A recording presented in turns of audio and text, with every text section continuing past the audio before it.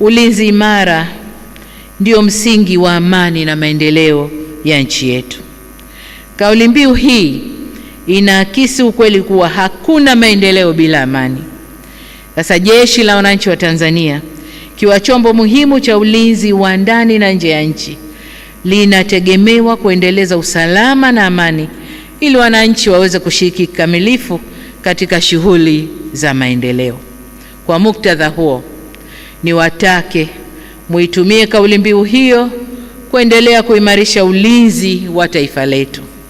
Wito wangu kwenu, msikubali jeshi letu kuchafuka. Hatupaswi kumwacha au kumlinda mtu yoyote mwenye cheo kikubwa au kidogo kugeuza taasisi yetu ya ulinzi kuwa chombo cha mashinikizo ya kisiasa. Chombo hichi tofauti na siasa. Hiki chombo, iwe kuna CCM kwenye serikali, kuwe kuna Chadema, kuwe kuna chama gani, hiki chombo kipo tu kwa ajili ya kulinda nchi na wananchi wa nchi hii. Kwa hiyo siasa na chombo hiki ni tofauti. Ndugu CDF na makamanda, kwa muda mrefu sasa jeshi letu limeendelea kuwa la mfano katika ukanda wa Afrika na dunia kwa ujumla, kutokana na weledi, nidhamu na utii.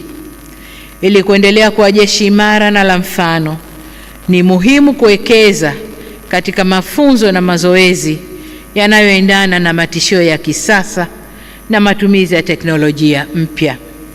Nisisitize pia kwamba sambamba na kuwekeza katika mafunzo na mazoezi ya kijeshi, ushirikiano na vyombo vingine vya ulinzi na usalama ni muhimu katika kudhibiti matishio ya kiusalama, ikiwemo yale ya kiugaidi.